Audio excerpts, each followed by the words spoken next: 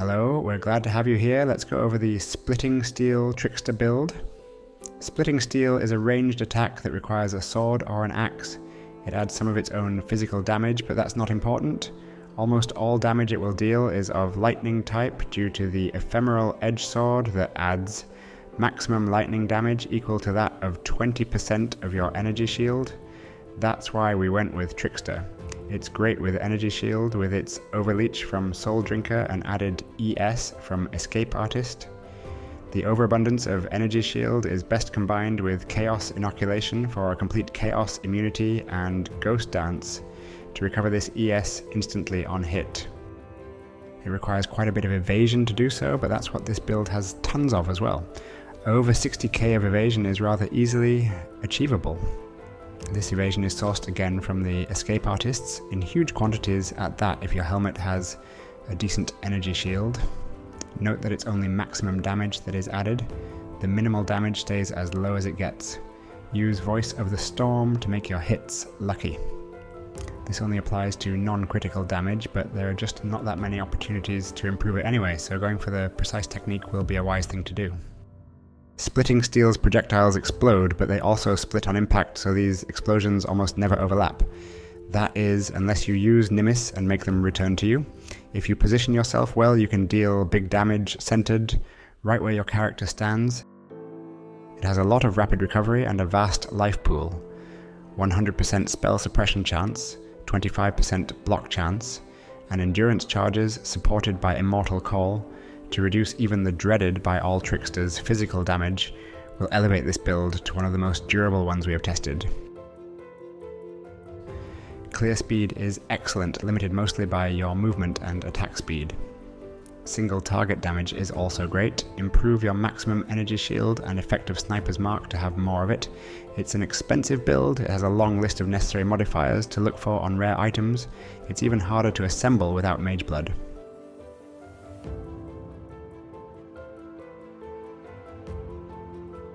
A lot of the items that are simply the best in slot are unique, but a helmet, body armor, gloves and boots are of rare rarity. For a weapon you will of course need the ephemeral edge, and for a shield, a series reflection has all the stats a shield should have and more. Your jewelry pieces are all unique. For the jewels, we recommend the Adorned setup. The build has around 6 jewel socket to spare. In support of this archetype, 10 in total. Ephemeral Edge adds extra maximum lightning damage equal to 20% of your maximum energy shield. Corrupt it to get Resolute Technique. Your accuracy is low, but your hits still have to land. Adseries Reflection has a lot of evasion rating and energy shield, the values of which are improved via 3 Veteran Defender cluster dual notables. It also grants tons of intelligence, elemental resistances, increased effective curses, and curse immunity. Mageblood is an especially convenient piece of equipment. It solves your elemental resistance issues and provides tons of other various powerful boons sourced from Flasks. Almost all your damage is of non-critical lightning type with nearly 0 minimum damage, so Voice of the Storm Amulet is the only sound option. Use Anathema to apply 4 curses instead of 1, Elemental Weakness, Conductivity, Punishment, and Sniper's Mark. You will have to allocate Infused Notable, which costs you only 1 skill point. Splitting Steel projectiles return to you after they're done, piercing and splitting and whatnot. They will converge at your location, so make sure you stand on top of your target for maximum damage output. Combine the Adorned with magic jewels to double or even triple their effectiveness. Ancestral Vision, say, you can reach a 100% chance to avoid elemental ailments with proper boots and a capped suppression chance. Socket Thread of Hope near Fervor notable, and allocate piercing shots, Primeval Force, Multi-Shot, and Wind Dancer. It has to have a large ring. On the Parandus Pact, seek the passive skills in Radius, also grant 3% increased energy shield. Socket it near Infused. Watcher's Eye. Your auras are Haste, Discipline, perhaps Precision, and Grace. aim for ES on hit from discipline and attack damage or attack speed from precision. All your damage is sourced from energy shield, so you naturally have to look for this stat the most as it's also your primary defensive layer. Intelligence also improves your ES, so if you don't need that much elemental resistances, because of Mage Blood, which we recommend, seek Intelligence instead. They're both suffixes, so accommodating both is hard. To improve your damage further, seek mainly attack speed. With Precise Technique and Chaos Inoculation, you won't deal critical strikes and no extra accuracy will be needed to meet the requirement for 40% more damage. With Resolute Technique from your weapon, you also won't need accuracy to land your hits. Evasion is only crucial on a body armor. On a helmet, gather as much energy shield and intelligence as possible. Craft the mod that would trigger Socketed Here curses when you focus. It's a suffix, so we can afford that QOL. For the Eldritch mods, get reduced mana cost of skills and increased mana reservation efficiency. Body armor, get the mixed ES evasion base and focus on evasion rating. It will result in additional ES from the Escape Artist passive. For suffixes, seek suppression and intelligence. For Eldritch mods, get increased effective auras and less damage taken per intelligence. Use tailoring orbs to improve its defense. Boots, movement speed, intelligence, and a lot of energy shield.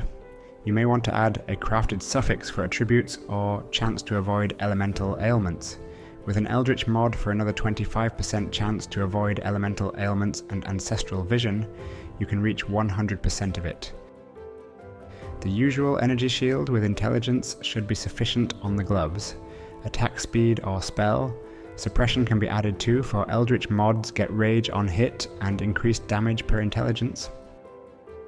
This guide is tailored around Mage Blood with Topaz, Sapphire and Ruby Flasks, so we didn't bother with resistances on other rare items. If that's not the case, get the resistances from rare items and rare belt. You can select a crystal belt or Stygian Vice. With the Adorned, you want to host only magic jewels with attack speed and energy shield. For their corrupted implicits, seek reduced effect of various ailments on you. The most expensive ones may have a good synthesized implicit. If you don't have the Adorned, add intelligence and more attack speed. Large Cluster Jewel, Veteran Defender, is very important. Be sure to have it on all of your 3 large cluster jewels. Feed the Fury is nice with your Overleech, and Smite the Weak increases damage. Additional strength or attributes in general will probably be needed as well. Consecrated Ground from the Bottled Faith increases damage taken by enemies. Its other stats are not very useful. If you have Mage Blood, get Silver, Topaz, Ruby and Sapphire Flasks with suffixes for increased evasion, attack speed, movement speed, and chance to avoid stuns. If you don't have Mage Blood, get Jade, Silver, Quicksilver, Quartz and Stibnite Flasks.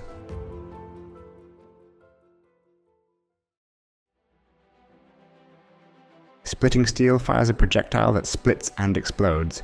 It can shotgun with Nimis. It has base physical damage, but due to the added lightning damage sourced from Ephemeral Edge, the terminal damage is mostly lightning. Link it with Volatility, Energy Leech, Elemental damage with attacks, damage on full life and level 5, Awakened Lightning Penetration support gems. Socketed in a trigger on Focus Helmet are Curses. Elemental Weakness lowers elemental resistances, including lightning resistance. Conductivity lowers the lightning resistance of the cursed opponent. Enemies on low life receive increased damage from all sources with punishment. It can be replaced with Enfeeble. Ancestral Protector grants you more attack speed while it's active, but this one has to be activated manually.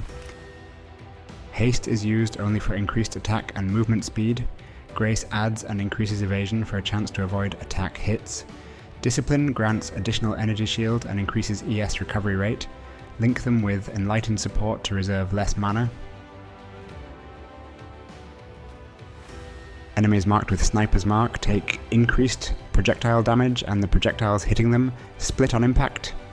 Every 50% increased effect of your marks will add another splinter on top of the default 5 from Splitting Steel and 2 from Sniper's Mark.